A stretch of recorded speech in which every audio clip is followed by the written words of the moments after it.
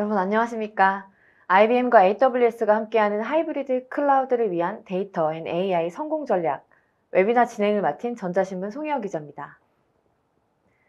하이브리드 클라우드와 AI를 이용한 디지털 혁신은 계속되고 있습니다. 하지만 현실적으로 하이브리드 클라우드와 다양한 오픈소스 환경에서 분산된 데이터를 통합해 인사이트를 확보하고 비즈니스에서 신뢰할 수 있는 AI 모델을 만들고 관리하는 데는 많은 어려움이 존재하는데요.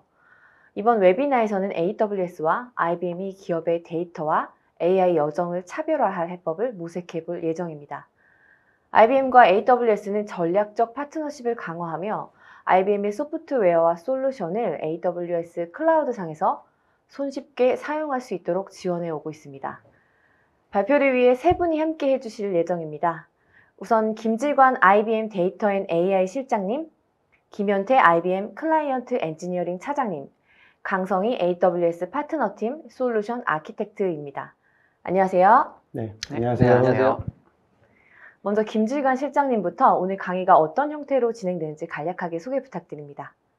네, 오늘 IBM과 AWS가 파트너십을 맺고 처음 한국에서 이렇게 저희 포트폴리오와 AWS와의 파트너십 배경을 좀 설명드리고자 이 자리를 마련했는데요.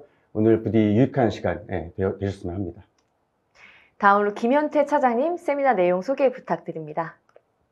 예, 제 세션에서는 Trustworthy AI하고 그리고 MLOps에 대한 개념과 그리고 이것들을 저희 IBM 클라우드 팩포 데이터에서 어떻게 구현했는지 그 내용과 그리고 데모까지 함께 보여드리도록 하겠습니다. 네, 강성희 솔루션 아키텍트님 소개 부탁드립니다. 네, 안녕하세요. IBM 소프트웨어를 이제 AWS 상에서도 사용하실 수 있게 되었습니다. 어떻게 잘 사용하실 수 있는지 오늘 설명을 드리도록 하겠습니다. 네, 오늘 웨비나는 각 발표자 분들이 25분씩 발표를 한 후에 질의응답은 저희가 채팅창으로 답변을 드리도록 하겠습니다. 네, 방송 중에 궁금하신 내용은 채팅창으로 남겨주시면 저희가 답변을 드리는 시간을 방송에는 갖지 않고 채팅창에 남겨드리겠습니다. 웨비나에 참여하시고 설문을 작성해 주신 분들과 좋은 질문을 남겨주신 분들은 추첨을 해서 경품을 보내드리니 많은 참여 부탁드립니다.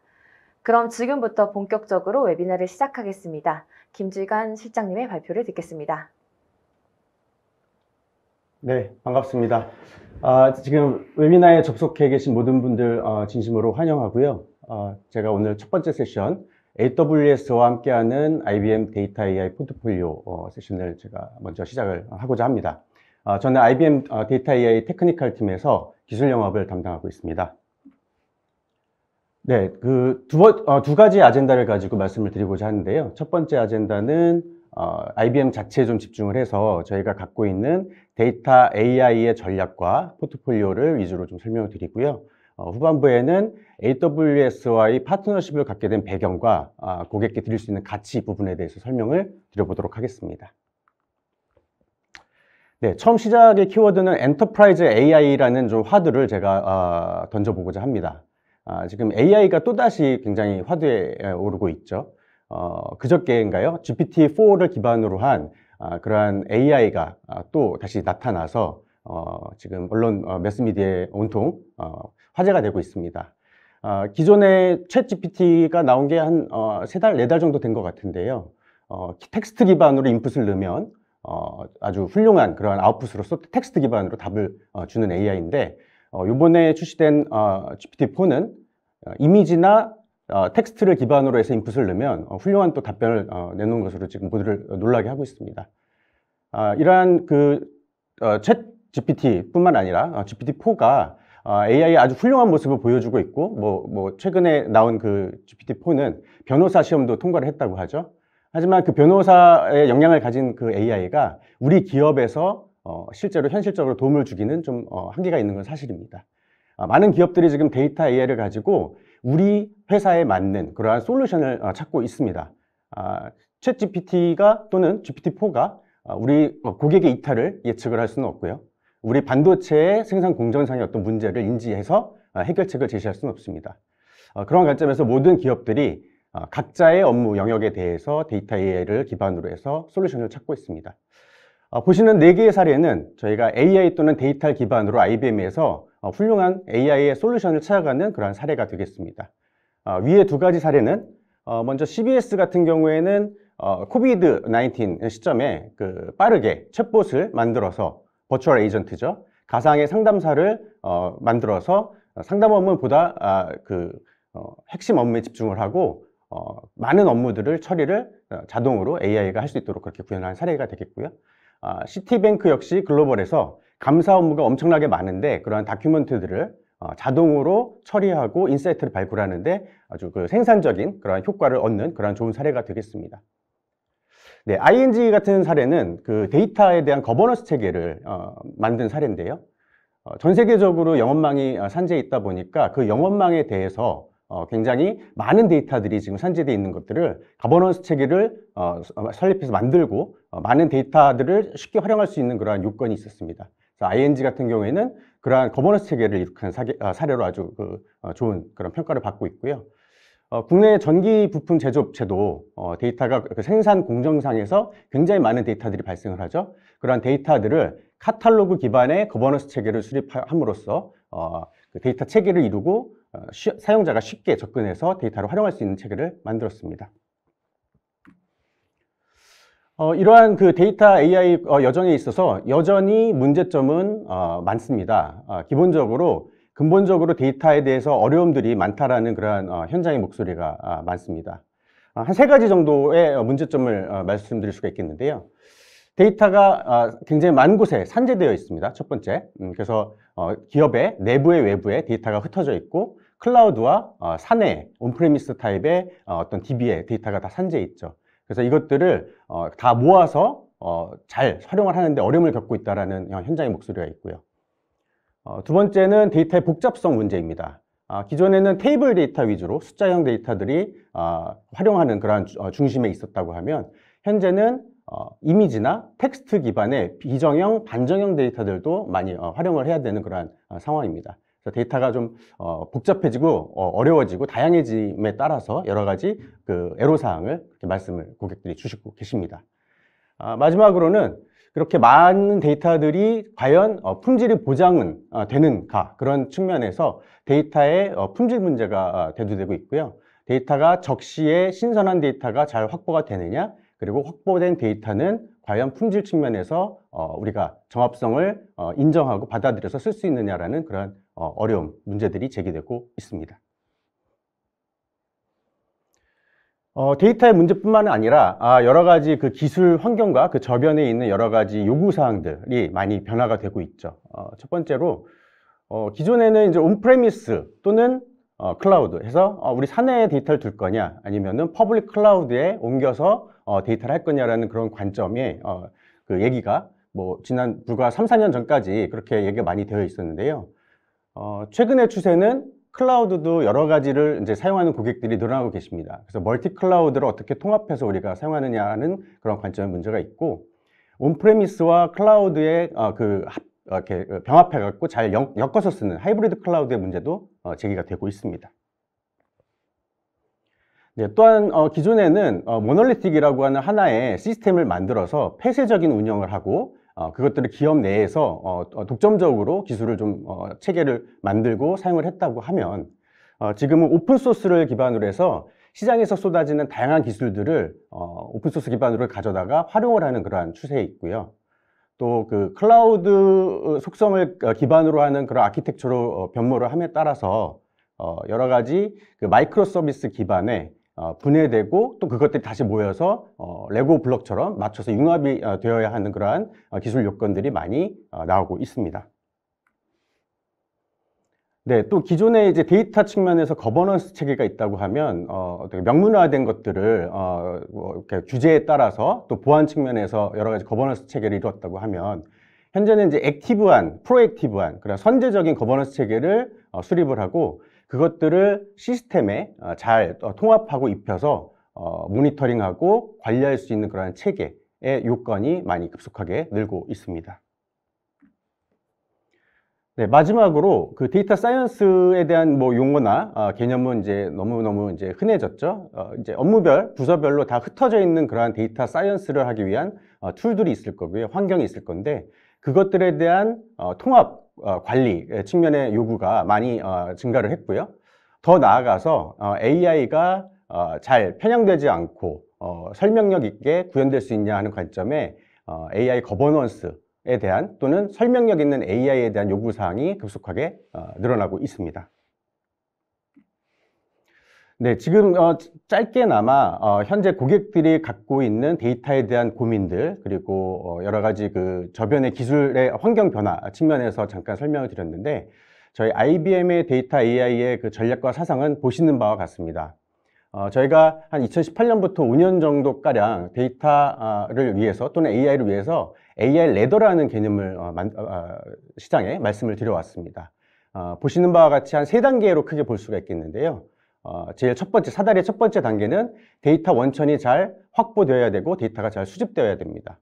그리고 그 데이터를 두 번째 레이어에서는 잘 통합하고 거버넌스 체계를 이루고 품질 관리를 하면서 신속하게 사용자한테 전달할 수 있는 체계를 갖춰야 된다고 말씀드리고 있고 거기에 있어서 AI까지 우리가 더 확장해서 나갈 때 그 AI가 과연 믿을 만한 것인가 라는 관점에 트러스트워디 AI까지도 저희는 말씀을 드려왔습니다. 이렇게 중간에서 허리 역할을 하는 이 데이터 패브릭과 트러스트워디 AI가 잘 구축이 된다면 결국은 그 AI를 기반으로 한 여러 가지 인사이트들은 현업에서 쓰는 사용자 화면이나 또는 애플리케이션에서 하나의 인사이트로서 잘 전달이 될 것이고요. 우리가 결국은 그것들을 기반으로 해서 비즈니스의 또 레비뉴, 어떤 수입이나 또는 손실을 감소시키는 그러한 영역으로도 잘 활용이 돼야 될 것입니다. 그래서 이 3단계의 AI 사다리 얘기를 하면서 결국은 하나의 거버넌스 체계를 갖고 있는 이 데이터 플랫폼 영역으로 저희가 IBM은 플랫폼 사상과 전략을 가지고 시장에 메시지를 던지고 있고요. 이것이 폐쇄적인 것이 아니라 오픈소스 또는 외부의 에코시스템, 파트너들과의 협력을 위해서 개방되고 협력할 수 있는 그런 체계의 플랫폼으로 다가가야 된다라는 IBM의 메시지를 다시 한번 전달을 드리고 싶습니다. 네, 그 데이터 패브릭과 트러스트워디 AI가 가장 허리에서 중추적인 역할을 한다고 말씀드렸는데요. 이 부분에 대해서 하나씩만 더 설명을 좀 더 깊게 들여다 보도록 하겠습니다. 먼저 데이터 패브릭입니다. 이 사상에 대해서 뭐 용어가 많이 좀 요즘에 인구에 회자가 돼서 잘 친숙한 분들도 계실 거고요. 때로는 또 생소한 분들도 계실 걸로 생각이 됩니다. 뭐 저기 가트너에서 정의를 하기를 이건 하나의 디자인 컨셉이다. 그래서 아키텍처의 어떤 사상을 담은 내용이고요. 핵심은 데이터의 그 흩어진 데이터들을 잘 통합하는 레이어를 하나 만들어서 그것들을 결국은 잘 연결을 하고 소비자한테 잘 공급을 해줘야 된다라는 그런 핵심적인 메시지가 데이터 패브릭 사상에 담겨 있다라고 보시면 되겠습니다. 데이터 패브릭이란 것은 하나의 뭐 제품이나 프로덕트 내지는 하나의 기술은 아니고요. 누구나 데이터에 쉽게 접근해서 사용할 수 있어야 되고 그 데이터는 품질과 보안성이 잘 담보가 되는 그 기업의 요구사항을 준수해야 된다라는 그런 어떤 사상적인 컨셉이다라고 이해를 하시면 되겠습니다. 그래서 저희 그 IBM 제품의 어떤 데이터 패브릭 사상을 하나의 차트로 그림으로 보여드린 그런 이미지라고 보시면 되겠는데요. 이 중앙에서 다양한 산재한 데이터들, 이게 뭐 클라우드에 있건 우리 사내에 있건 어디에 있던 간에 잘 모아다가 그것들을 잘 엮을 수 있어야 되고 그 엮어진 데이터에 대해서 품질 보장이 되면서 결국은 사용자한테 잘 전달해야 된다라는 그 패브릭이 사실 그 용어 자체가 섬유 같은 거잖아요. 그래서 이렇게 잘 엮여 있는 그러한 그림으로 하나 이미지를 좀 설명을 드리고자 소개를 해드렸습니다. 이 데이터 패브릭은 결국은 데이터가 우리가 원천에 있는 데이터를 잘 가져다가 하나의 데이터를 상품화한다는 컨셉과 잘 맞닿아 있습니다. 우리가 예를 들어서 물고기가 어부가 갖고 있는 물고기가 하나의 자산일 수는 있겠죠. 그렇지만 이 물고기가 뭔가 상품화돼서 횟감으로 마트에 이렇게 나가려고 한다면 잘 그 손질을 다듬어야 되고 유통 과정도 굉장히 엄밀하게 그렇게 보장이 되어야 될 겁니다. 데이터도 잘 확보를 해야 되겠죠. 첫 번째 데이터 연결을 잘해야 될 거고 실제로 흩어진 데이터를 잘 엮으려고 한다면 뭐 그것들을 복제를 해서 이동을 시킬 수도 있겠지만 경우에 따라서 필요하다면 중간에 가상화 영역을 두고 즉시적으로 데이터를 가상의 공간에 끌어와서 활용할 수 있는 그런 연결 포인트도 중요할 것입니다. 이렇게 연결된 데이터는 잘 품질 측정이 돼야 되고요. 품질 측정이 된 데이터들은 잘 손질이 되면서 중간에서 어떠한 활용처의 분류 체계를 적용시킬 수 있냐라는 관점에서 메타데이터에 대한 정리나 또는 그 데이터에 대한 용어 또는 태그 이런 것들이 잘 식별이 돼서 데이터들이 잘 식별될 수 있게 그렇게 손질이 돼야 된다라는 의미로 이제 세 번째 영역이 있을 거고요. 그 다음에 그 데이터들을 또 가공을 하겠죠. 손질을 하고 AI로 가기 위한 손질을 하기 위해서 데이터의 정제, 변환 등을 해야 되고 마지막으로 이것들을 이제 최종적으로 상품화하기 위해서 어떤 특정 원하는 공간에 잘 배포를 하고 협업을 하고 활용할 수 있도록 그렇게 카탈로그 같은 방식을 활용해서 잘 배포가 돼야 되는 그런 과정이 마지막 과정이 되겠습니다. 그래서 데이터 패브릭 관점에서 데이터를 자산을 데이터 상품화하는 그런 컨셉이 데이터 패브릭의 가장 핵심적인 그런 메시지고 영역이다라고 이해를 하시면 되겠습니다. 네, 두 번째 키워드죠. 데이터 패브릭 방금 말씀드렸고 두 번째는 트러스트워디 AI인데요. AI에 대해서 그 트러스트워디 가기 전에 AI에 대해서 잠깐 컨셉을 한번 보죠. AI의 라이프 사이클이라는 거는 하나의 그 머신러닝 모델을 만들자고 한번 가정을 해보죠. 아까 말씀드렸다시피 챗 GPT 또는 GPT-4가 굉장히 훌륭한 AI지만 범용이죠. 거대 모델을 기반으로 한 범용 모델이기 때문에 우리 회사에 맞는 그러한 업무 영역이나 유즈 케이스에 따라서 거기에 맞는 데이터를 잘 찾아야 됩니다. 그게 고객 이탈이 됐던 반도체 공정상의 품질 문제가 됐건 거기에 맞는 데이터를 찾아야 되고 데이터 준비가 돼야 될 것이며 모델을 만들고 평가를 한 이후에 잘 배포를 하고 모니터링을 하는 이러한 선순환의 구조를 AI 라이프 사이클이라고 하죠. 이러한 AI가 신뢰를 담보하기 위해서는 저희는 세 가지 메시지를 던지고 있습니다. 첫 번째는 데이터에 있어서 신뢰성, 두 번째는 모델 자체의 신뢰성, 그리고 세 번째는 모델을 만들어내기 위한 이 과정에 있어서 프로세스의 신뢰성, 이 세 가지를 말씀드리고 있고요. 이 세 가지가 모두 충족이 될 때 신뢰 가능한 AI, 트러스트워디 AI가 구현이 가능하다라고 말씀드릴 수가 있겠습니다. 데이터에 대한 것은 저희가 앞에서 그 데이터 패브릭이란 개념으로 설명을 드렸고요. 요 모델에 대한 트러스트와 프로세스상의 트러스트가 뭔지 다시 한번 들여다보도록 하겠습니다. 네, 첫 번째, 그러니까 뭐 크게 보면 두 번째죠. 데이터 다음에 요 모델에 대한 신뢰성은 크게 세 가지의 포인트를 말씀드릴 수가 있겠습니다. 첫 번째, 만든 모델이 편향이 없는가. 챗봇도 예전에 그 어떤 특정 인종을 차별화하는 그 메시지를 내서 좀 신문에 이슈가 된 적이 있었는데요. 바이어스가 없어야 된다는 것은 결국 성별이나 인종이나 뭐 소득의 격차에 따라서 AI가 편향이 없는가라는 문제로 귀결될 수가 있겠습니다. AI의 모델은 이런 바이어스 문제를 공정성 측면에서 잘 다룰 수 있어야 되겠고요. 두 번째, AI가 블랙박스가 아니라 화이트박스로서 우리가 어떤 문제를 인지했을 때 이것들을 원인을 찾고 규명을 해낼 수 있는 그런 설명이 가능한 그런 구조여야 합니다. 그래서 explainable AI라고 하는 관점에서 AI 모델이 설명이 가능한가라는 하나의 중요한 또 포인트가 있겠고요. 마지막으로 지속적으로 정확성이 담보가 되고 이 모델이 강건한 모델인가라는 포인트가 AI 모델 신뢰를 확보하는데 중요한 또 하나의 축이 되겠습니다. 프로세스상의 신뢰를 말씀드려 보겠습니다. 이 모델을 하나의 상품이라고 볼 때 이 상품이 출시되기 위해서는 많은 그 공정을 거치겠죠. 그 공정상에서 우리가 그 AI 모델이 탄생하기까지의 여러 가지 기반의 뭐 공정상의 어떤 흐름들 또 리니지 이런 측면에서 우리가 뭐 회계 장부를 남기듯이 또는 여러 가지 상품 출시하는데 그 명세가 남듯이 기록이 남아야 됩니다. 그래서 그거를 이제 좀 기술적인 용어로 한다면 AI 모델의 메타데이터에 대해서 자동 수집하고 관리하고 들여다볼 수 있는가라는 관점이 하나 중요하겠고요. 이 AI 모델이 지금 이제 AI 규제가 전 세계적으로 법제화되거나 아직은 명문화적인 그 선언에 그치지만 규제가 시작되고 있습니다. 그러한 외부의 법 규제나 표준을 준수하는지도 되게 중요한 포인트가 될 것이고요. 세 번째는 우리 그 내부의 기업이 가진 내부의 내부 컴플라이언스나 내부 통제를 잘 따르는지도 체크가 되어야 될 것입니다. 그리고 마지막으로 이러한 공정들이 수작업이 아니라 이제는 자동화되는 시대가 됐기 때문에 다 조율이 되고 자동화돼서 프로세스화 될 수 있느냐. 그래서 이것들을 우리가 흔히 ML 옵스를 구축한다라고 말씀을 드리는데 그런 것들이 자동화되고 잘 수작업이 아닌 자동화되는 체계를 따라서 그 프로세스의 신뢰성을 담보할 수가 있다. 그래서 중요한 포인트로서 네 번째 그 점검 포인트로서 오케스트레이션을 말씀드릴 수가 있겠습니다. 말씀드린 지금 두 가지 축, 즉 데이터 패브릭과 트러스트 워디를 잘 구현할 수 있는 IBM의 데이터 AI 전략 플랫폼, 이름은 클라우드 팩 포 데이터입니다. 우리 줄여서 CP4D라고도 말씀을 드리는데요. 이 CP4D의 설명을 간단하게 드려보겠습니다. 플랫폼이기 때문에 일단 기저에 플랫폼의 그 밑단을 차지하는 인프라 영역과 플랫폼 영역이 있겠죠. 저희의 그 CP4D 플랫폼은 IBM의 클라우드뿐만 아니라 여러 가지 그 타사의 클라우드 위에도 설치 구성이 될 수가 있고요.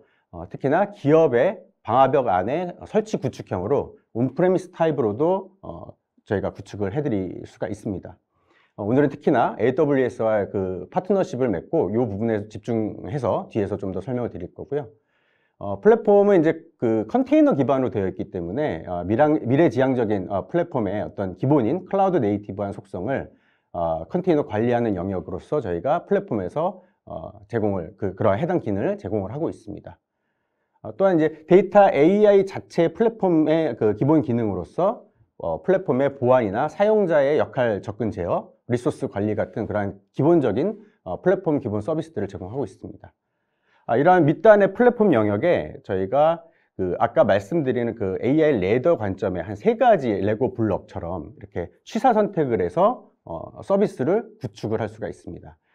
모든 이 세 가지의 레이어가 반드시 필요한 것은 아니고요. 고객이 필요로 하는 그러한 영역의 특정 서비스만 원하는 대로 자유롭게 설치를 해서 사용을 하실 수가 있는 그러한 유연한 구조입니다. 오늘 그 세 가지 중에 이 두 번째 영역에 대해서 좀 집중적으로 설명을 드리고 있는데요. 말씀드린 이제 데이터 패브릭을 위해서 저희가 제공하는 키 서비스는 데이터 가상화를 하는 그런 서비스, 저희는 왓슨 쿼리라고 하는 서비스가 있고요. 데이터 복제나 이동을 하는 그런 서비스들이 또 있을 것이고, 특히나 거버넌스나 카탈로그를 위한 왓슨 기반의 날리지 카탈로그 서비스를 제공을 할 수가 있습니다. 그리고 AI를 위해서는 왓슨 스튜디오 패밀리라고 하는 모델 개발, 배포, 모니터링을 다 아우르는 그런 서비스가 있는데, 이 서비스에 대해서는 뒤에서 저희 그 김현태 차장님께서 좀 더 데모 기반으로 상세한 설명을 드릴 예정입니다. 이런 복잡다단한 그런 서비스들이 엮여 있는데 사용자 관점에서는 하나의 통합된 UI, UX를 기반으로 로그인해서 이런 다양한 서비스들을 자기의 역할과 주어진 권한에 따라서 접근하고 활용할 수 있는 그러한 영역을 제공을 하고 있습니다. 싱글 포인트로 접속을 쉽게 할 수 있다는 그런 포인트가 되겠고요. 네, 거기에 API 연계 또는 타 파트너 에코시스템 연계 등을 통해서 굉장히 열려있는 플랫폼으로서 외부에서도 드나들면서 활용할 수 있는 그러한 기반을 제공을 하고 있습니다.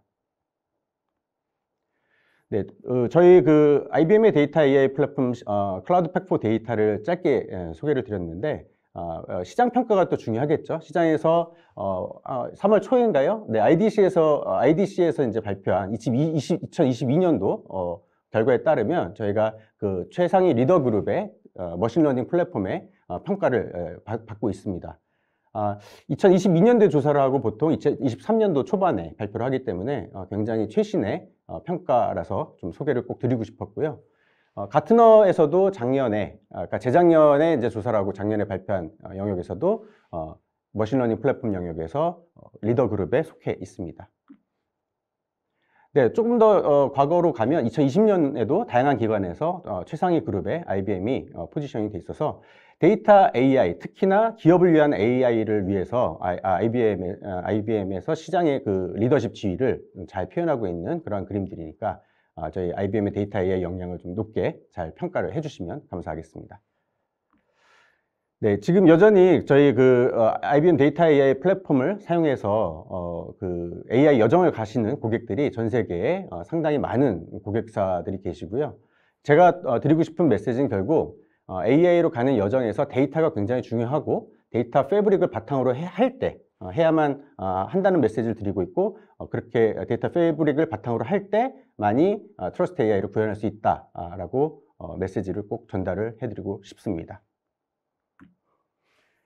네, 짧게나마 저희 IBM의 데이터 AI에 대한 전략 그리고 소프트웨어 포트폴리오를 좀 소개를 드렸는데요. 두 번째 그 아젠다로서 AI와 IBM의 AI와 AWS 파트너십에 대해서 간략하게 설명을 드려보겠습니다. 네, IBM은 뭐 계속 말씀드렸다시피 기업 AI를 위해서, 엔터프라이즈 AI를 위해서 업계 최상위의 어떤 포트폴리오를 가지고 고객을 만나고 있고 시장을 선도하고 있습니다. AWS는 말씀을 굳이 설명을 드리지 않아도 될 것 같습니다. 글로벌에서 가장 큰 클라우드 회사로서 이 두 개의 거대 벤더가 손을 잡고 강하게 고객께 강한 그 포트폴리오를 가지고 찾아뵙고자 하는 게 이번 파트너십의 배경입니다. 네, 그 디지털 트랜스포메이션 또는 뭐 AI의 여정이라고 하는 그러한 긴 여정 속에서 각 사가 굉장히 오랜 시간 많은 고객과 파트너분들을 만나왔는데요. 그 IBM 입장에서는 전 세계의 한 70%의 그 은행권, 금융기관들이 저희 고객이라고 그렇게 레포트가 되어 있고요. SI 업체라고 하죠. 시스템 인티그레이션을 하는 그런 글로벌의 많은 업체들이 또 저희의 고객으로 또는 파트너십을 맺고 기업 고객들을 찾아뵈어 왔습니다. AWS 입장에서도 당연히 좋은 포트폴리오를 가지고 있고 또 특히나 전 세계에 아주 수많은 파트너들을 또 이미 협력을 하고 있으며 많은 고객들이 AWS 클라우드 위에서 많은 그런 데이터를 기반으로 한 AI 활동을 또 하고 계십니다. 네, 저희 IBM 소프트웨어가 현재 AWS 마켓플레이스에 들어가시면은 많은 그런 포트폴리오를 점검하실 수가 있고요. 이러한 소프트웨어들은 클라우드 레디니스를 갖췄기 때문에 사전에 이제 테스트나 검증이 다 되어 있고 24시간 지속적인 모니터링을 통해서 아주 신속하고 또 품질 좋은 그런 서비스들을 즉각적으로 프로비저닝 받아서 사용할 수 있는 그런 체계가 마련되어 있습니다. 또한 템플릿 기반의 빠른 배포를 통해서 저희 소프트웨어를 다양하게 빠르게 설치해서 구성해서 사용하실 수가 있는 구조가 되어 있고요. 기업 고객을 위주로 하기 때문에 그 엔터프라이즈 디스카운트 프로그램, 그 기업을 위한 특별한 할인 프로그램을 가지고 저희가 더 좋은 그런 오퍼링으로 고객분들을 만나뵐 그런 준비가 되어 있습니다. 네, 다양한 소프트웨어 중에 특히 오늘 설명드린 데이터 AI의 그 포트폴리오들, 저희 IBM의 포트폴리오들이 AWS에서 현재 이렇게 다양하게 지금 이미 프로비저닝이 가능한 상태입니다. 앞에서 설명드렸던 데이터 AI 포트폴리오인 클라우드 팩포 데이터와 그것들의 어떤 조금 더 슬림하게 오퍼링을 만든 데이터 사이언스 영역의 오퍼링, 그리고 데이터 거버넌스의 중심의 오퍼링들이 지금 AWS 마켓플레이스에서 만나보실 수가 있고요.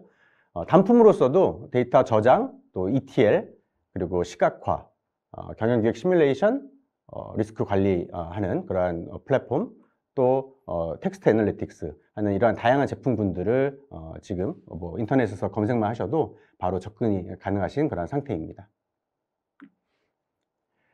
네, 그 유즈 케이스 패턴 마지막 두 가지만 소개해드리고 마무리를 할 겁니다. 그 IBM의 어떤 다양한 서비스들은 이 지금 AWS 위에 올라갈 수 있다고 말씀을 드렸고요.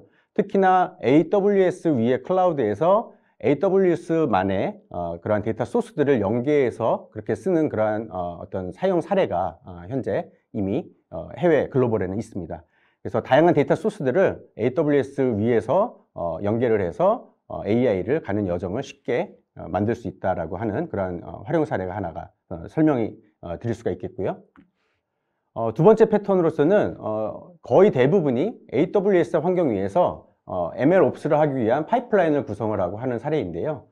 여기에 저희 IBM의 트러스트 AI 관점에서 AI를 모니터링하는 그런 오픈스케일이라고 하는 그런 서비스를 구축을 추가적으로 할 수가 있고, 오픈페이지라고 하는 MLOps의 프로세스를 더 강화할 수 있는 그런 포트폴리오를 서비스를 얹어서 트러스트 AI를 위한 여정에 더욱더 강력한 그런 오퍼링을 제공을 드릴 수가 있고, 고객께서는 이걸 구축하고 또 어떤 좋은 시너지 효과를 얻으실 수가 있습니다.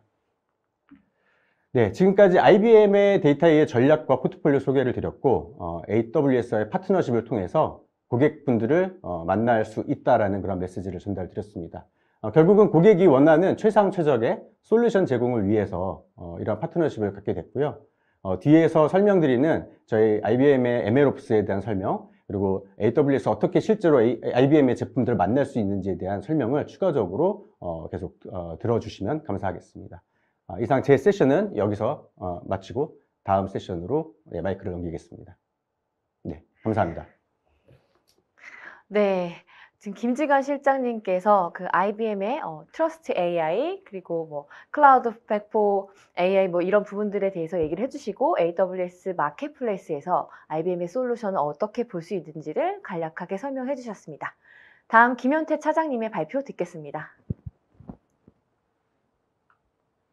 네, 안녕하세요. IBM 코리아에서 클라이언트 엔지니어링 데이터 사이언티스트로 일하고 있는 김현태라고 합니다. 오늘은 앞에서 말씀드린 트러스트워시 AI를 위한 저희 플랫폼인 클라우드 팩포 데이터에 대한 소개를 진행하도록 하겠습니다. 예, 보시는 것은 오늘 제가 준비한 발표 목차입니다. 첫 번째로 트러스트워시 AI가 무엇인지, 그리고 MLOps에 대한 개념을 간단하게 설명을 드리고요. 그리고 다음으로 MLOps 라이프 사이클을 클라우드 팩포 데이터 상에서는 어떻게 구현하는지, 저희가 가지고 있는 솔루션 제품군을 통해서 그 제품군이 가지고 있는 역할들과 함께 설명을 드리도록 하겠습니다. 그리고 데모를 두 가지를 준비했습니다. 첫 번째로는 이제 파이프라인 데모를 준비했고요. 다음으로는 AWS와 이제 결합한 형태의 AWS에서 배포된 모델을 저희 오픈스케일이라는 모니터링 도구를 통해서 그 성능을 파악하는 데모를 준비했습니다. 그리고 마지막으로 이번 세션을 준비하면서 제가 느꼈던 점들을 간단하게 정리하였습니다. 그럼 시작을 하도록 하겠습니다. 첫 번째로 트러스트워시 AI와 MLOps에 대해서 간단하게 바라보도록 하겠습니다. 신뢰할 수 없는 AI가 비즈니스에 끼치는 영향을 생각을 해보면 기업 이미지의 손상 혹은 매출 감소와 비용 증가, 규제에 따른 법적 책임과 과징금 등 이러한 사이드 이펙트들이 많이 나올 수 있을 텐데요. 그러면 과연 신뢰할 수 있다라는 의미는 어떻게 찾아낼 수 있을까요? 그 답을 저희는 트러스트워시 AI라는 개념으로 찾고자 합니다. 앞서 트러스트워시 AI에 대해서는 간단하게 설명을 드렸기 때문에 제가 오늘 세션에서 발표할 트러스트 인 모델 그리고 트러스트 인 프로세스 두 가지에 집중해서 발표를 진행하도록 하겠습니다. 먼저 저희가 모델옵스라는 개념을 한번 설명하고 넘어갈 것 같은데요. 모델옵스는 아마 MLOps에 대한 그 친숙함은 많이 있으실 텐데, 모델옵스는 저희 IBM이 MLOps를 다루는 하나의 접근법이라고 보시면 될 것 같습니다. 모델옵스는 모델 오퍼레이션스의 줄임말로서 빠르게 개발부터 제품화까지 빠르게 진행할 수 있도록 도와주는 모델을 생성하는 접근법과 절차를 뜻하게 됩니다. 보시는 것처럼 오른쪽 화면에 보시는 것처럼 데이터 탐색부터 준비, 빌드, 그리고 모델의 배포, 모니터링까지 이러한 하나의 사이클이 모델옵스에 포함된다라고 보시면 될 것 같습니다. 그리고 저희는 모델옵스를 통해서 주목하고자 하는 것은 방금 말씀드린 그 사이클을 이제 자동화하는 점입니다. 그래서 오늘은 이 부분에 대해서 클라우드 팩포 데이터가 어떻게 구현하고 그리고 그것들이 어떻게 AWS와 연관될 수 있는지 그 부분에 대한 내용을 다루도록 하겠습니다.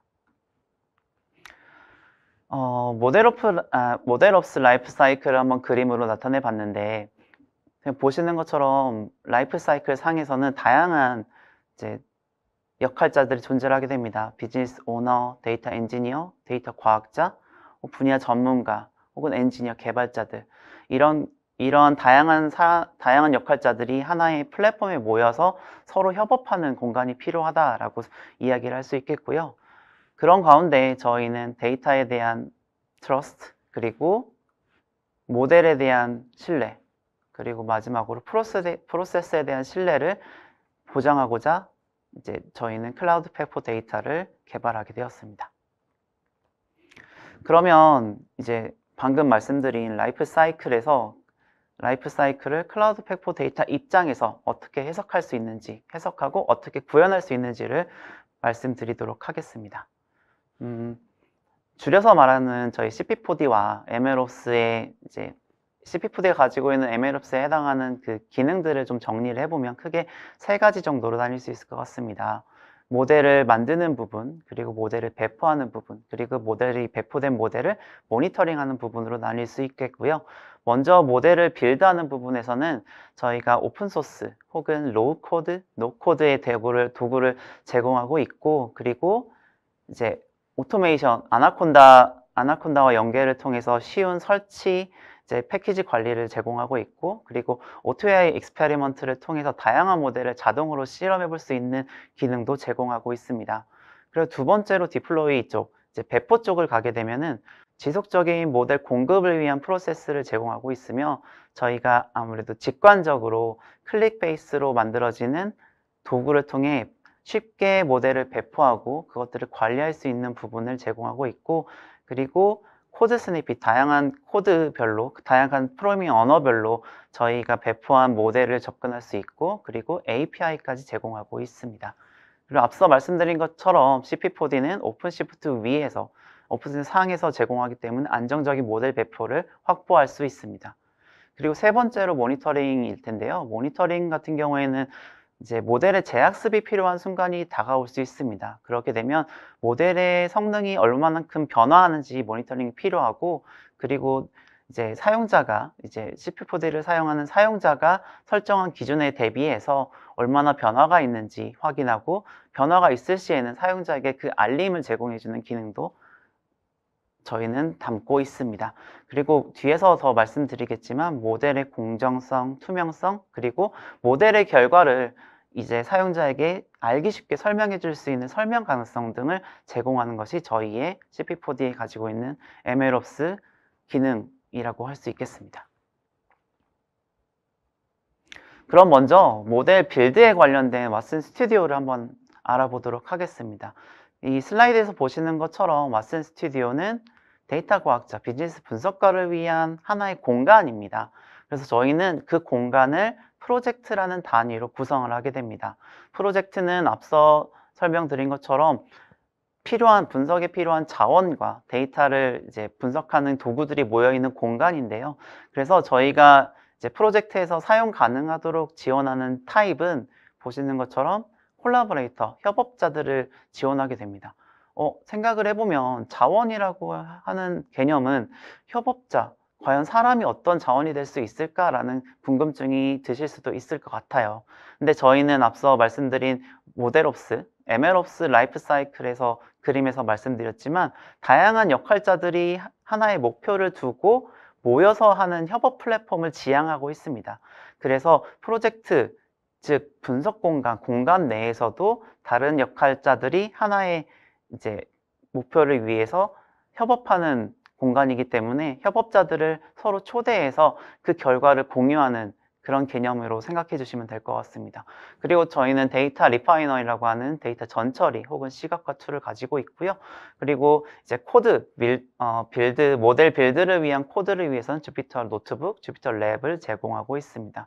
그리고 데이터 공유 없이 원격에서 모델을 학습하는 페더레이티드 러닝까지도 제공하고 있습니다. 그리고 왓슨 스튜디오의 그 특징을 생각을 해보면 모델 개발을 위한 신속한 환경 설정 및 활용이 가능하다라고 적혀져 있는데요. 이 뜻은 스튜디오에서 제공하는 런타임을 바로 사용할 수 있습니다. 프로비저닝 타임이 제공되지 거의 없다라고 보시면 되고요. 그리고 앞서 한 번 더 설명드린 프로젝트를 다른 역할자들이 모여서 협업하는 공간으로 사용할 수 있습니다. 그리고 데이터의 에셋을 공유하는 저희는 카탈로그라고 부르는 자원 공유 공간도 함께 연계하여 사용하여 이제 MLOps 라이프 사이클을 구현하는데 효율을 높일 수 있다라고 말씀을 드릴 수 있을 것 같습니다. 그리고 두 번째 요소로는 배포를 담당하는 왓슨 머신러닝을 들 수 있습니다.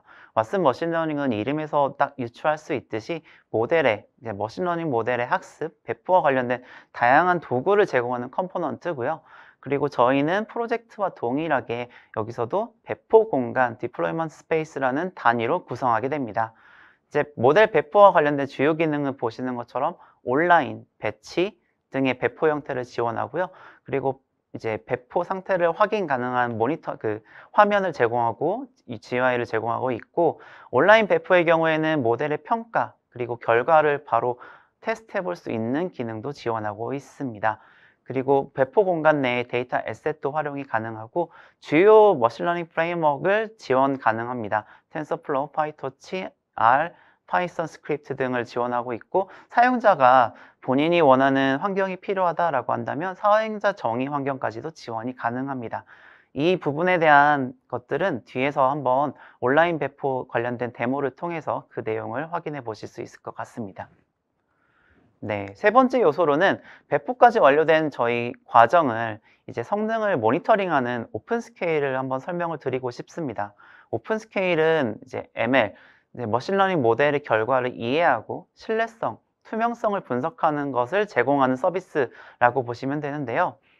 저희 엔터프라이즈 환경에서 ML 모델 운영에 대한 모니터링을 주로 담당하고 있고, 오픈스케일의 주요한 기능으로는 이제 다양한 환경, 이제 저희는 왓슨 머신러닝, 앞서 말씀드린 저희 클라우드 팩포 데이터 안에 있는 머신러닝 이제 솔루션과 컴포넌트와 그리고 MS 애저 그리고 AWS까지 제공하는 모델들, 이런 곳에서 배포되는 모델들을 모니터링할 수 있고요. 그리고 품질 평가, 정확도 계산 등을 할 수 있습니다. 그리고 ML 모델 중에 이제 모니터링하는 도중에 발생하는 성능의 변화 혹은 성능의 변화가 감지되었을 때 이메일로 알림하는 기능까지 제공하고 있습니다. 또한 what if 분석 제공을 통해서 내가 지금 이 모델이 내놓은 결과를 어떤 방향으로 생각을 했을 때, 값을 변화를 했을 때 어떤 결과가 예측되는지까지 볼 수 있습니다. 그리고 오픈스케일에서 지원하는 이제 머신러닝 모델 유형으로는 크게 두 가지가 있습니다. 첫 번째로는 수치나 카테고리 데이터를 통해서 이제 모니터링 할 수 있는 레그레션, 회귀 모델 혹은 분류 모델이 있고요. 분류 모델은 바이너리, 멀티 클래스를 이제 동시에 지원하게 됩니다. 그리고 텍스트나 이미지 데이터도 이제 모니터링이 가능한데, 이것은 이제 바이너리나 멀티 클래스, 분류 모델만 해당되게 됩니다. 그래서 두 데모에서는 이제 AWS에서 배포한 모델을 실제로 오픈스케일을 통해서 이제 모니터링하는 데모까지 보여드리도록 하겠습니다. 예, 마지막 요소로는 자동화를 들 수 있습니다. 앞서 모델옵스의 이제 개념을 설명을 드릴 때 이런 프로세스를 자동화하는 것에 초점을 맞추고 있습니다 라고 말씀을 드렸습니다. 그래서 저희 CP4D에서 다양한 요소들을 엔드투엔드로 흐름을 자동화할 수 있는 도구로 저희는 파이프라인을 제시하고 있습니다. 이제 파이프라인은 자신들이 저희가 원하는 MLOps 컨셉을 빠른 시간 내에 이제 구체화하고 구현할 수 있는 기능이고요. 그리고 사용자가 원하는 기능을 쉽게 캔버스 내에 추가하여 프로세스를 구성할 수 있습니다. 그래서 뒤에서 이 관련된 데모를 한번 보여드리겠고요. 파이프라인에서 이제 저희가 다룰 수 있는 서비스는 데이터 수집 혹은 데이터 이제 스크립트 실행, 그리고 모델 생성 혹은 배포 공간을 생성하거나 모델 배포 등이 있습니다.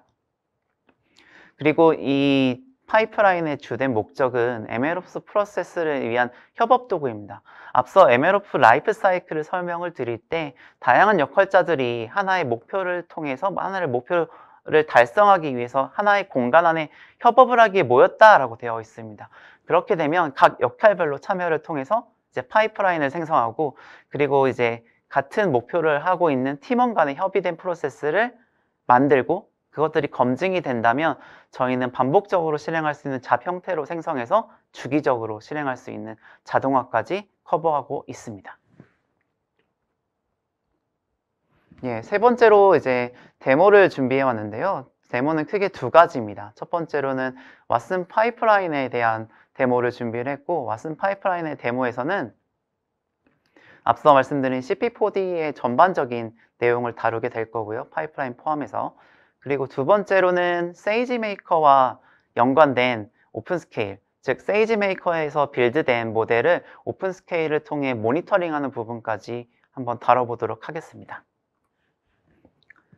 들어가기 전에 한 번 더 저희 CP4D의 구조를 보게 되면 오픈시프트 상위에 이제 데이터 패브릭, AI 거버넌스를 담당하는 모듈들이 존재하고요. 그리고 그 위에는 MLOps를 담당하는 저희 방금 말씀드린 CP4D의 구성 요소들이 존재하게 돼서 이제 이런 트러스트워시 AI를 위한 이제 IBM 솔루션이 이런 형태로 갖춰져 있다라고 생각하시면 될 것 같습니다.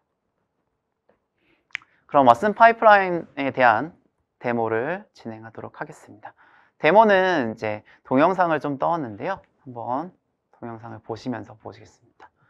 지금 보시는 화면은 CP4D 메인 페이지이고 CP4D 내에서는 하나의 프로젝트에 다수의 사용자들이 참여가 되고요. 그리고 저희는 지금 이 프로젝트 메인 페이지, 이제 데모를 위한 메인 페이지를 들어갔고 메인 페이지에서 보시게 되면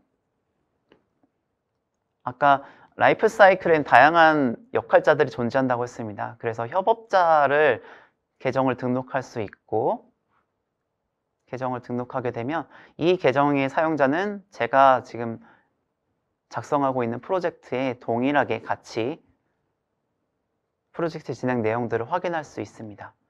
그리고 저희는 다양한 데이터 애셋들을 구현하고 있는데요. 그리고 여기서는 데이터 커넥션도 볼 수 있고 그리고 플로우로 나와 있는 저희 파이프라인 같은 것도 볼 수 있고요. 모델도 볼 수 있습니다. 그리고 사용자는 새로운 형태의 데이터 애셋을 자신이 원하는 데이터 애셋을 프로젝트에 추가하여 활용할 수 있습니다.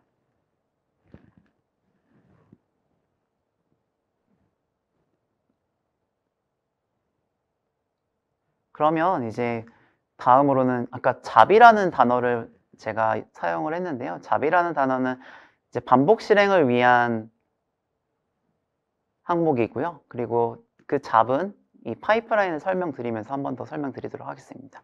데이터 로드부터 모델 배포까지 파이프라인을 구성해 봤고 파이프라인을 보시면 아시겠지만 캔버스에 지금 나와 있는 기능들을 서로 드래그 앤 드랍을 통해서 빠르게 그리고 좀 더 다가가기 쉽게 만들어 놓은 게 저희 왓슨 파이프라인이라고 보시면 될 것 같습니다.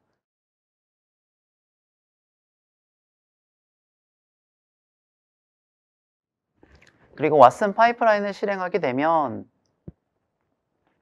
저희가 왓슨 파이프라인을 설정할 때 이제 파이프라인을 생성할 때 했던 노드들의 실행 단계를 보실 수 있습니다. 차근차근 위에서부터 실행이 되는 걸 보실 수 있고요.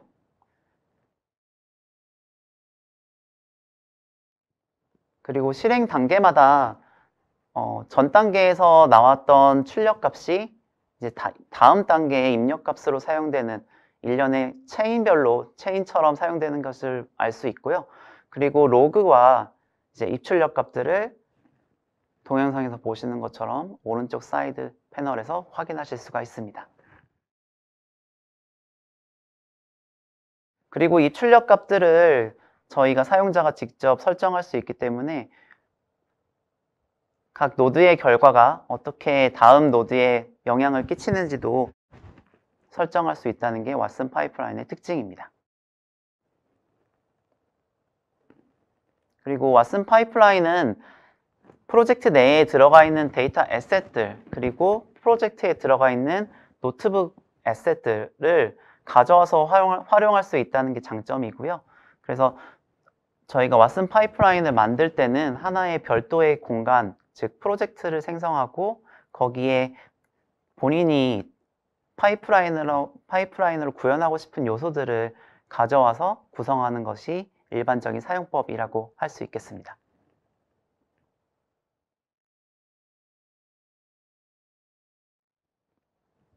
네, 이게 실행이 다 된 걸 확인할 수 있고요. 실행이 다 되고 나면 저희가 앞서 말씀드린 잡을 생성하게 됩니다. 잡은 저희 CP4D에서 사용되는 용어로서 프로젝트 내에 존재하고 반복적인 실행이 가능하고 스케줄을 설정할 수 있어서 일정한 주기를 갖고 실행할 수 있는 것이 특징입니다. 그리고 지금 보시는 것은 파이프라인에서 이제 노드별로 변수를 설정할 수 있는 것을 보여주고 있고요. 그리고 이렇게 노티피케이션, 알림 기능을 사용하게 되면 알림이 이제 파이프라인이 완료가 될 때마다 저에게 알림이 오는 것을 확인할 수가 있습니다. 그럼 다시 프로젝트로 돌아가서 지금 제가 생성한 맨 첫 번째 파이프라인 잡이 생성된 걸 보실 수 있습니다. 생성된 파이프라인은 원하는 만큼, 사용자가 원하는 만큼 새롭게 구성할 수 있고요. 아까 저희가 파이프라인을 만들 때 모델의 데이터의 수집부터 모델 배포까지라고 했습니다. 지금 보시는 화면은 모델 배포 공간을 나타내고 있고요. 모델 배포 공간에서도 프로젝트와 마찬가지로 이 모델 배포에 관련된 사용자들을 협업자로 추가할 수 있습니다. 그래서 접근 권한을 그 프로젝트와 유사하게 설정할 수 있고요. 이렇게 설정하게 되면 이 사용자는 제가 배포하고 있는 공간에 들어오게 되고 배포하는 에셋 혹은 배포하는 모델에 대해서 그 정보를 확인할 수 있습니다. 파이프라인에서 저장된 모델이 지금 화면에 보이고 있고요. 온라인 배포를 한번 보도록 하겠습니다. 실제 온라인 배포의 화면을 보고 계십니다. API에 대한 정보를 제공하고 있고 밑에 보시면 C URL부터 시작해서 자바스크립트, 파이썬 이렇게 다양한 언어의 코드 스냅핏을 제공하고 있습니다. 그리고 직접 사용자가 테스트를 해볼 수 있는데요. 지금 보시는 화면은 제가 모델을 빌드할 때 사용했던 이제 입력 데이터 형태를 보여주고 있고요. 이걸 CSV 형태로 다운로드 받아서 올릴 수도 있고 그 올린 거를 예제를 한번 보여드리면 이렇게 데이터가 입력이 되면 이 예측 버튼을 눌러서 그 결과를 화면과 같이 보실 수가 있습니다. 예측 결과와 컨피던스 값이 같이 표현된 걸 볼 수가 있고요. 그리고 제이슨 형태로도 저장이 될 수 있습니다. 그리고 입력 데이터를 옆에서 이제 온오프가 가능하고 다운로드를 하게 되면 제이슨 형태로 다운로드가 됩니다. 그리고 배포 공간에서도 이제 입력 데이터가 저장이 되어 있다면 불러와서 동일하게 테스트를 해볼 수 있습니다. 여기까지가 왓슨 파이프라인과 그 파이프라인의 결과를 데모로 보여드렸고요. 두 번째 데모는 왓슨 오픈스케일과 세이지메이커에 결합된 시나리오를 한번 보여드리도록 하겠습니다. 이 화면은 세이지메이커 스튜디오 화면이고요. AWS를 통해 모델을 빌드하는 과정을 나타내고 있습니다. 모델 빌드는 파이썬 스크립트를 이용해서 노트북으로 제가 모델을 빌드해왔고요. AWS가 일반적으로 사용하고 있는 절차를 한번 밟아봤습니다. 문제를 입력 데이터, 트레이닝 데이터를 가져오고 그리고 훈련 잡을 설정한 다음에 지금 보시면 상단에 훈련 잡이 등록된 걸 확인할 수 있고요. 실행을 하게 됩니다. 그리고 다음으로는 제가 사용한 방법은 이제 모델을 디플로이하고 엔드포인트를 설정해서 실제 외부에서 접근 가능한 API를 받는 부분을 실행을 하였습니다. 보시면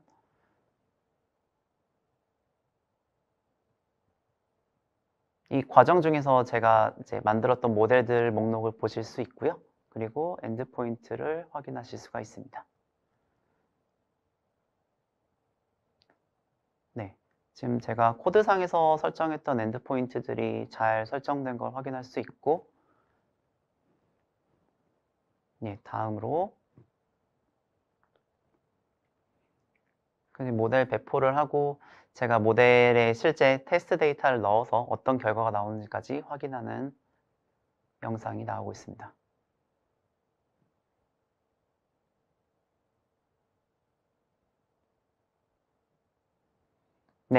이렇게 모델 배포가 확인되었으면 저희는 오픈스케일로 넘어와서 기계학습 제공자의 오른쪽은 이제 코드 실제 실행하는 코드고요. 왼쪽은 그 코드가 실제 실행되면서 저희 오픈스케일에 저장된 화면이라고 보시면 될 것 같습니다. AWS를 설정하기 위해서는 저희는 이제 시크릿 키, 그리고 리전, 그리고 액세스 키, API 키 정도만이 필요하고요. 그리고 저희는 이제 거기 계정에 관련된 모니터링 대상 모델을 설정하게 되고 설정하게 되면 대시보드에 모니터링 대상 모델이 등록이 되게 됩니다. 그래서 저희 오픈스케일은 이제 다른 플랫폼, 애저나 지금 보고 계시는 AWS도 충분히 모니터링이 가능하다라는 걸 보여주는 데모고요. 그리고 저희가 모니터링에서 앞서 말씀드린 공정성, 품질에 관련된 값들을 설정하였고 실제로 한번 들어가 보도록 하겠습니다. 네, 실제 돌아간 결과고요. 설정 확인을 볼 수 있고 지금은 이제 성능과 이제 공정성 두 개를 나타내고 있고요.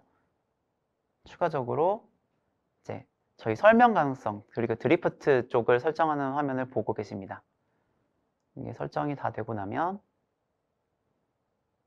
전체 화면을 통해서 지금 배포되어 있는 AWS SageMaker에 배포되어 있는 모델에 대한 품질을 확인할 수 있는 화면을 볼 수 있습니다.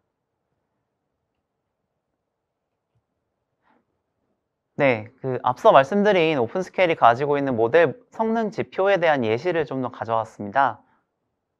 지금 보시면 저희는 공정성을 보여드리고 있고요.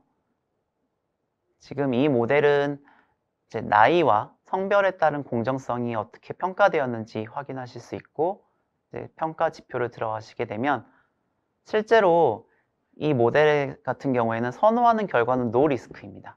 근데 노 리스크인데 그림에서 동영상에서 보시듯이 이제 성별에 따라서 이제 여성 쪽이 노 리스크의 숫자가 결과가 더 적었다라는 것을 확인하실 수 있고요. 이런 공정성에 관련된 지표를 보실 수 있고 그리고 품질로 이제 들어가게 되면 다양한 평가 지표들로 이 품질이 측정된 걸 확인할 수 있습니다. 그래서 하나를 들어가 보면요. 지금 바이너리 클래시피케이션 모델이기 때문에 컴퓨전 매트릭스가 그림과 같이 동영상과 같이 보신 거 나와 있는 거 보실 수 있고 이제 드리프트 같은 경우에는 한번 들어가 보도록 하겠습니다. 이게 성능의 변화를 측정하는 녀석인데요. 성능의 변화를 측정할 때 이제 두 가지가 있습니다. 한번 클릭해 보면 정확도가 변화하는 것 그리고 데이터 일관성이 변화하는 것을 감지할 수 있습니다.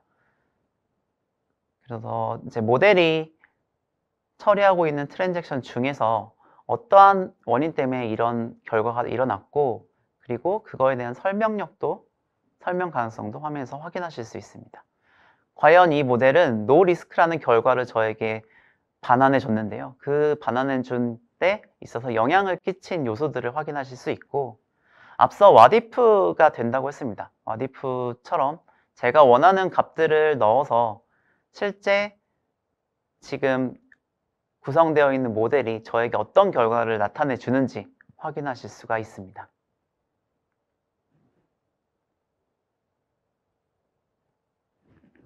지금 이 데모를 통해서 이제 AWS SageMaker에서 배포된 모델을 실제 저희 왓슨 오픈스케일이 모니터링하는 기능을 확인하셨고요. 마지막으로 제가 이 세션을 준비하면서 이제 느꼈던 점을 한번 정리해 봤습니다. 이미 많이 공감하시겠지만 AI 기반의 이제 의사결정을 할 때는 크게 세 가지 정도의 중요한 요소가 있다고 생각됩니다. 이제 팀워크, 아까 MLOps 라이프 사이클에서도 말씀을 드렸지만 다양한 역할자들이 하나의 목표를 이루기 위해 서로 협업을 해야 됩니다. 그리고 그 가운데서는 전문성도 좀 필요하고요. 그리고 그 전문성과 협업이 신뢰할 수 있는 서로 이제 협업하는 주체들 간에 공감이 되는 그리고 그 결과를 신뢰할 수 있는 것들이 배경이 돼야 된다, 필요하다라고 생각이 됩니다. 그래서 제가 생각할 수 있는 하나의 이제 해법은 지금 보고 계시는 MLOps 트러스트워시 AI가 아닐까라고 생각이 들고요. 이런 측면에서 생각해 보면 세 가지 포인트를 얘기 드릴 수 있을 것 같아요. 첫 번째는 이제 ML 모델의 처음부터 끝까지 엔드-투-엔드 프로세스를 이제 같이 만드는 겁니다. 조직 내 구성원과 함께 만들고 공유할 수 있는 공간이 필요하지 않을까라고 생각이 들고요. 그리고 두 번째로는 이제 활용에 있어가지고 공감대 형성 그리고 신뢰성 있는 데이터 혹은 자료가 필요합니다. 저희가 이걸 목표를 이루기 위해서 어떤 일을 했고 어떻게 진행됐는지 그런 부분들이 좀 확인이 필요할 것 같고, 마지막으로는 저희가 모델 빌드에 서비스하는 거에 집중했다면 이제는 모델의 운영 그리고 그 결과의 신뢰성을 파악하는 그런 부분도 좀 주목해야 될 시기가 온 것이 아닌가라고 개인적으로 생각이 됩니다. 네, 이상으로 제 발표를 마치겠습니다. 감사합니다.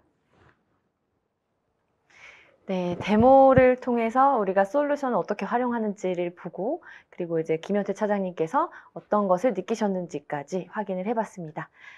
이제 강성희 AWS 아키텍트님 발표를 듣겠습니다. 안녕하세요. 아마존 웹서비스 코리아에서 파트너 솔루션즈 아키텍트로 일하고 있는 강성입니다. 앞서 두 분께서 클라우드 팩포 데이터 사용에 관해서 말씀해 주셨는데요. 저는 AWS 상에서 클라우드 팩포 데이터를 배포하는 방법에 대해서 설명을 드리고자 합니다. 먼저 AWS 마켓플레이스에 대해서 간단하게 설명을 드리고요. IBM 소프트웨어가 AWS로 클라우드 네이티브하게 전환되고 있는 현황에 대해서 공유를 드리도록 하겠습니다. 다음으로 IBM 클라우드 팩포 데이터에 세 가지 배포 옵션이 있는데요. 각각의 방법에 대해서 말씀을 드리도록 하겠습니다.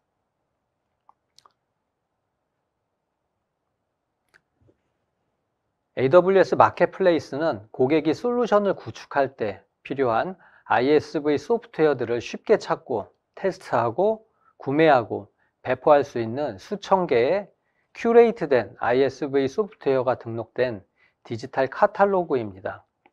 헬스케어, 디지털 또는 제조, 통신, 금융에 이르는 다양한 인더스트리에서 필요로 하는 비즈니스 애플리케이션, 데이터 AI, 또 머신러닝, 또 보안, 마이그레이션 여러 가지 걸친 소프트웨어들이 종류가 있는데요. 이러한 소프트웨어들 수천 개가 이미 등록이 되어 있습니다. 이 해당 소프트웨어들은 미리 구성된 아마존 머신 이미지, 그리고 SaaS, 그리고 BYOL 다양한 형태로서 활용을 하실 수가 있습니다. 본 장표는 2022년 12월에 있었던 AWS 리인벤트 행사에서 공유된 자료입니다. 이미 IBM과 AWS는 전략적 협력을 하고 있습니다.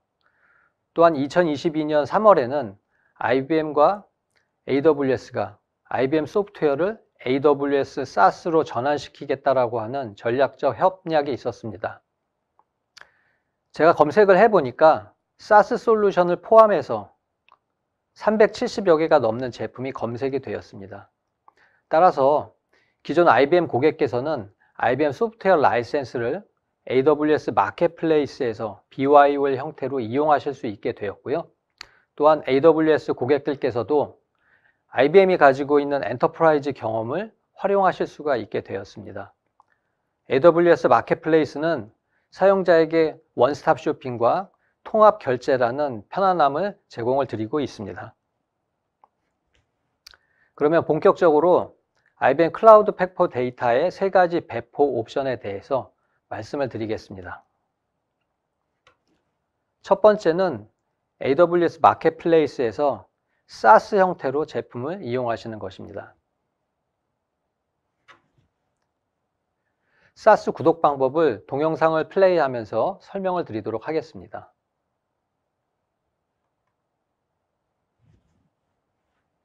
AWS 콘솔에서 마켓플레이스를 찾아가시고요. 제품 검색에서 IBM 클라우드 팩포 데이터를 검색해 봅니다. 화면에 보이시는 것처럼 BYOL 제품과 SaaS 두 가지가 보이고 있습니다. 먼저 SaaS 제품을 선택을 했고요. 제품에 대한 오버뷰라든지 프라이싱이라든지 또 후기라든지 여러 가지 정보를 확인하실 수가 있습니다. SaaS 제품은 스탠다드 버전과 엔터프라이즈 버전 두 가지로 배포가 되는 것을 보실 수 있습니다. 해당 제품을 구매하는 옵션으로 단계로 넘어가도록 하겠습니다. 월 단위 구매 또는 연 단위 구매 선택을 하실 수가 있겠고요. 두 번째 보이는 옵션은 라이센스가 종료되었을 때 자동 연장하겠느냐 그렇지 않겠느냐 선택하시는 화면이고요. 밑에 화면에 잘 보이지는 않지만 스탠다드, 엔터프라이즈를 선택하는 그런 옵션이 되겠습니다. 이렇게 구매를 진행하셔서 SaaS 제품을 사용하시면 되겠습니다. 두 번째 배포 옵션은 BYOL, Bring Your Own License, 고객이 기보유하고 계시는 라이센스를 가져다가 사용하시는 방법입니다. 따라서 추가적으로 발생하는 소프트웨어 라이센스 비용은 없고요. AWS에서 사용하시는 인프라 비용만 지불하시면 됩니다.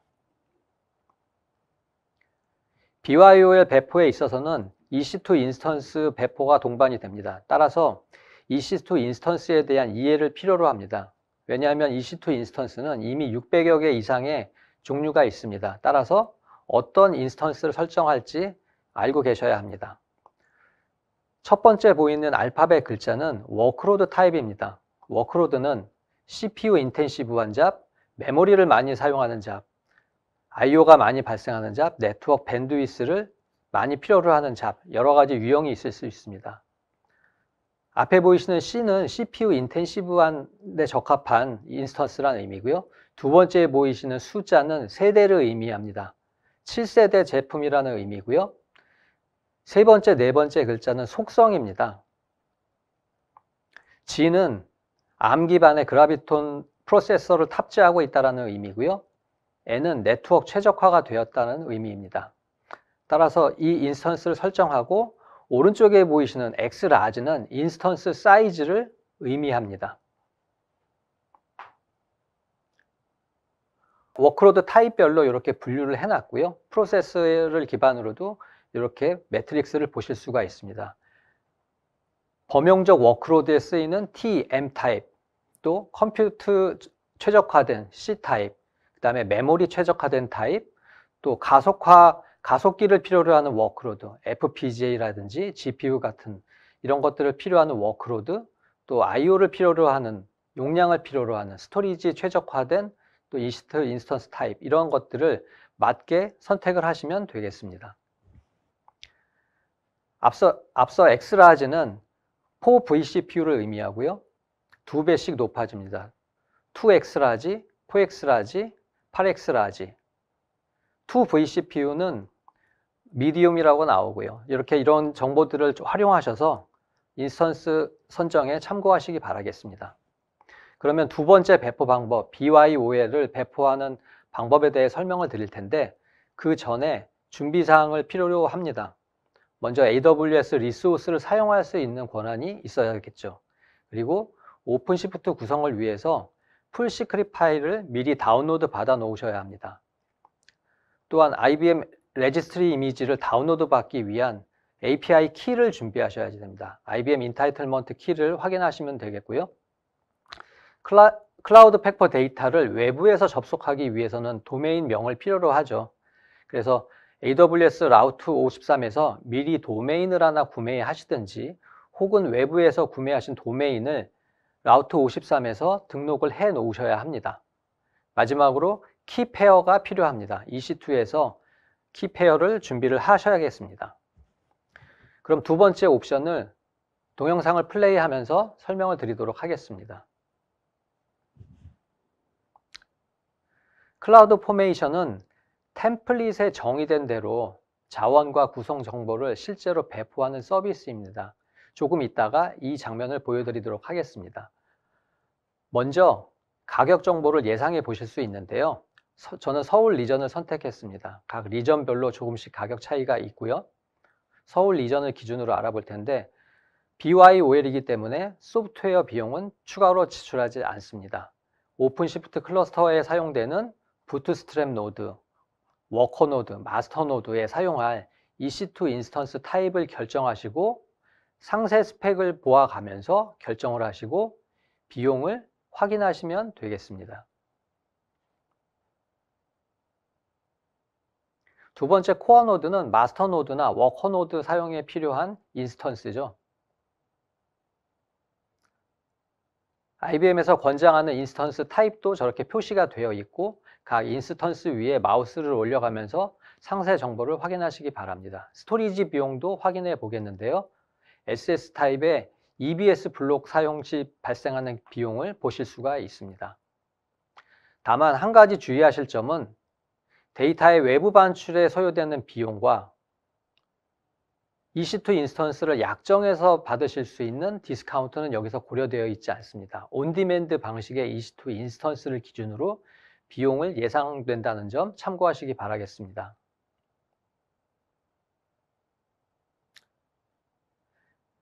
이제 구매 단계에 들어가겠습니다. 저는 배포 테스트를 하면서 이미 진행을 했기 때문에 저렇게 표시가 되어 있고요. 다음으로 소프트웨어 구성 단계로 넘어가겠습니다. 구성은 잠시 언급드린 대로 AWS 클라우드 포메이션을 이용합니다. 새로운 VPC부터 배포를 하겠고요. 서울 리전에 배포를 하겠습니다. 클라우드 포메이션을 이용해서 배포 작업을 시작됩니다.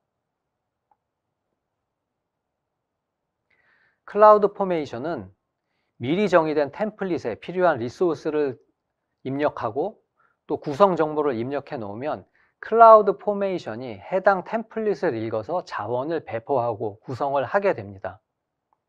여기서는 미리 준비된 템플릿을 사용하게 됩니다. 이 템플릿은 클라우드 팩포 데이터의 레퍼런스 아키텍처에 근거해서 작성이 되었고요. 몇 가지 항목만 사용자가 입력을 해 주시면 됩니다. 스택은 배포될 자원에 대한 이름이고요. 이름을 지어주고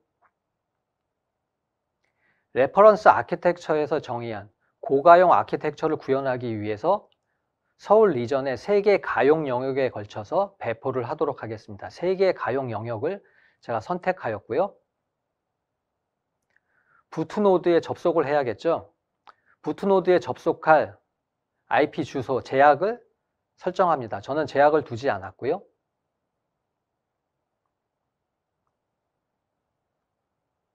그리고 아까 말씀드린 DNS 이름을 필요로 합니다. 외부에서 클라우드 팩포 데이터를 접근하기 위해서는 웹브라우저상에 도메인 이름을 써줘야겠죠. 저는 가상의 이름을 하나 선택을 해서 저렇게 입력을 하였습니다. 실제로 저 이름을 제가 등록하지는 않았습니다.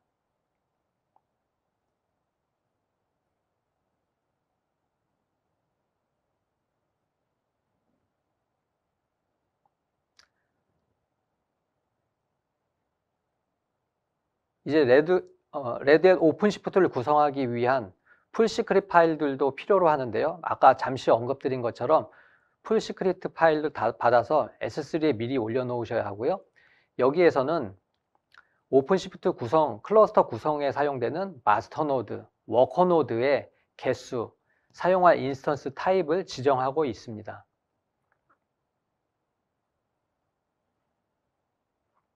오픈시프트에 접속하기 위한 유저도 설정을 하고요. 스토리지 타입도 지정을 해 보겠습니다.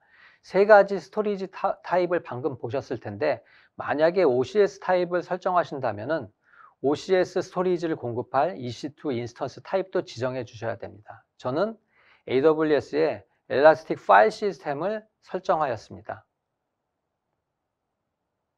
네, 여기에 S3에 올라가 있는 풀시크릿 파일에 경로를 입력해 주시면 됩니다.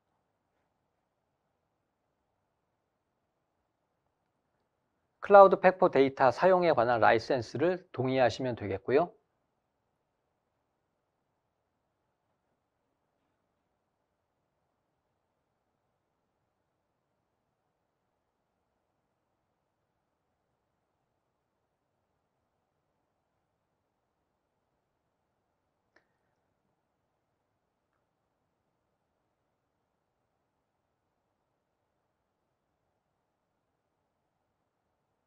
기타 사용자 인풋이 필요한 항목들에 대해서 저렇게 인풋을 넣어주시면 됩니다. 저는 클라우드 팩포 데이터에서 사용할 서비스를 별도로 프로비저닝 하겠다고 선택하지는 않았습니다. 코어 모듈을 먼저 설치하고 클라우드 팩포 데이터의 클러스터를 구성하고 난 이후에 별도로 각각의 서비스들에 대해서 사용하고자 하시는 서비스들을 프로비저닝 하실 수 있기 때문에 인프라에 대한 항목만 입력을 하였습니다. 자, 이렇게 사용자 인풋을 추가하셔서 템플릿을 완성을 하였습니다. 여기서 다음 버튼을 누르면 완성된 템플릿을 기반으로 해서 AWS 클라우드 포메이션 서비스가 배포 작업을 시작하게 됩니다.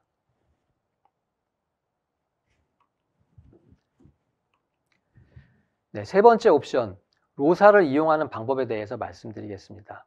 클라우드 팩포 데이터를 구성하는 방법은 앞서 잠깐 언급드린 것처럼 오픈시프트 클러스터를 구성하는 절차와 클라우드 팩포 데이터를 설치하는 작업 두 가지로 구성이 됩니다. 먼저 로사 서비스에 대해서 잠깐 설명을 드리도록 하겠습니다. 오픈시프트는 개발, 운영, 비즈니스 측면에서 오픈소스 쿠버네티스가 엔터프라이즈급으로 사용하실 수 있는 플랫폼이다. 이렇게 이해를 하시면 되겠습니다. 로사는 AWS 환경에서 이용 가능한 완전 관리형 레드햇 오픈시프트 서비스로 이해를 해 주시면 되겠습니다. AWS와 레드햇이 같이 관리하는 완전 관리형 서비스다. AWS 콘솔에서 로사를 프로비저닝 해 보겠습니다. 시작 버튼을 클릭을 합니다. 시작 버튼을 클릭하면 몇 가지 조건을 확인을 하셔서 프로비저닝을 하게 되는데요. 세 가지 조건이 필요합니다. 첫 번째는 로사를 활성화하셔야 합니다. 로사 활성화가 의미하는 바는 AWS 어카운트와 레드햇의 어카운트를 연결을 하는 것입니다. 그래야 레드햇에서도 모니터링이 되겠죠. 저는 앞서 미리 배포를 한번 해보았기 때문에 저렇게 활성화되어 있다라고 표시가 됩니다. 여러분께서는 활성화 작업을 버튼을 누르시면 되겠습니다. 두 번째로 로사를 프로비저닝 하기 위해서는 AWS 안에 서비스 쿼터가 충분히 있어야 됩니다. 서비스 쿼터가 충분히 있는지 확인을 하고요. 마지막으로 로사에서 사용하는 엘라스틱 로드 밸런싱, 저 서비스를 호출할 수 있는 IAM 롤이 필요합니다. 없으면 이 단계에서 만들 수 있습니다. 이렇게 세 가지를 준비하셔서 로사 프로비저닝을 시작합니다. 다음 버튼을 누르면 레드햇으로 넘어가서 로사 프로비저닝에 대한 절차를 안내받으실 수 있습니다. 스텝 1은 앞에서 체크하셨던 세 가지 조건에 들어가는 항목입니다. 두 번째는 오픈시프트 클러스터를 구성하기 위해서 필요한 베이스턴 호스트의 AWS CLI와 로사 CLI를 다운로드 받아서 설치하시는 것이고요. 베이스턴 호스트에서 이제 로사 클러스터를 프로비저닝하는 커맨드를 실행하는 절차를 안내를 하고 있습니다. 이렇게 안내된 절차에 따라서 프로비저닝을 하시면 금방 로사 클러스터가 프로비저닝 되고 이후에 사용자께서는 클라우드 팩포 데이터 배포 작업을 시작하시면 되겠습니다. 그렇지만 AWS 서비스를 잘 모르시는 고객들께서는 베이스턴 호스트를 구성하는 작업이 어려우실 수도 있고 또 클라우드 팩포 데이터를 배포하는 과정이 어려우실 수 있습니다. 그래서 본 블로그를 소개를 드리겠습니다. 저도 이 블로그를 따라하면서 쉽게 구성할 수 있었습니다. 웹에서 AWS 아키텍처 블로그, IBM 클라우드 팩포 데이터 이렇게 검색을 하시면 본 블로그를 찾으실 수가 있겠고요. 그리고 본 블로그는 제가 따라하면서 번역을 해 놓았습니다. 따라서 조만간 AWS 코리아 블로그에도 포스팅될 예정이니 참고하시기 바라겠습니다. 클라우드 팩포 데이터가 완성된 모습이고요. 마지막으로 첫 번째 SaaS, 두 번째 BYOL, 세 번째 로사에 배포하는 것, 세 가지 모두 이러한 레퍼런스 아키텍처를 따라하고 있습니다. AWS 베스트 프랙티스에 따라서 참조된 이 베스트 프랙티스 아키텍처를 참조하셔서 클라우드 팩포 데이터를 구축하시는데 활용하시기 바라겠습니다. 그러면 이것으로 저의 발표를 마치도록 하겠습니다. 감사합니다. 네, 지금까지 세 분의 발표를 잘 들었습니다. IBM의 클라우드 팩포 데이터에 대한 데모 방법과 사용법, 그리고 AWS에서 어떻게 구축하는지에 대해서 잘 알 수 있었습니다. 발표 감사합니다. 네, 채팅창에 남겨주신 질문은 IBM과 AWS 분들이 답변을 달아드릴 예정입니다. 방송 후에는 발표 자료를 등록해주신 이메일로 송부해 드리도록 하겠습니다. 설문에 참여해주신 분과 좋은 질문을 남겨주신 분을 추첨해서 저희가 경품을 보내드리겠습니다. 오늘 웨비나를 좀 정리하면서 김질관 실장님부터 소감 한 말씀 해주실까요? 네. IBM과 AWS가 만났습니다.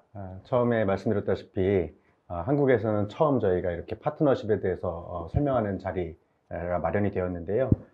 부디 유익한 시간이셨기를 바라고, 저희 IBM의 데이터 AI의 어떤 포트폴리오에 관심 있으시면서 AWS의 그 클라우드에 또 관심 있으신 고객분들께서는 저희에게 연락을 주시면 저희가 또 찾아뵙고 더욱더 상세히 설명을 드릴 수 있도록 하겠습니다.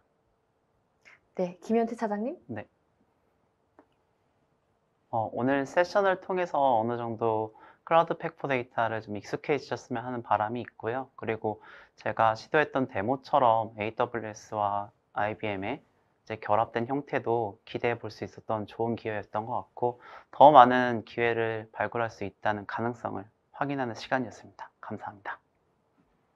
네, 강성희 아키텍트님 한 말씀 부탁드립니다. 네, IBM은 엔터프라이즈 경험이 많은 회사이고 AWS는 클라우드를 선도하고 있는 회사입니다. 두 회사 모두 고객의 성공을 위해서 일하고 있는 회사고요. 따라서 많은 고객, 다양한 고객이 가지고 있는 더 다양한 요구사항들을 두 회사가 협업을 하면서 지원을 할 수 있을 것으로 생각이 됩니다. 이번 기회를 토대로 해서 또 고객들께서 이러한 좋은 솔루션들을 많이 활용하시기를 바라겠습니다. 네, 이상으로 전자신문 올쇼TV가 마련한 IBM과 AWS가 함께하는 하이브리드 클라우드를 위한 데이터 앤 AI 성공 전략 웨비나를 마치겠습니다. 웨비나 다시 보기와 발표 자료는 일주일 안에 업데이트됩니다. 올쇼TV는 또 다른 웨비나 방송으로 시청자 여러분을 찾아뵙겠습니다. 시청해주신 여러분 고맙습니다.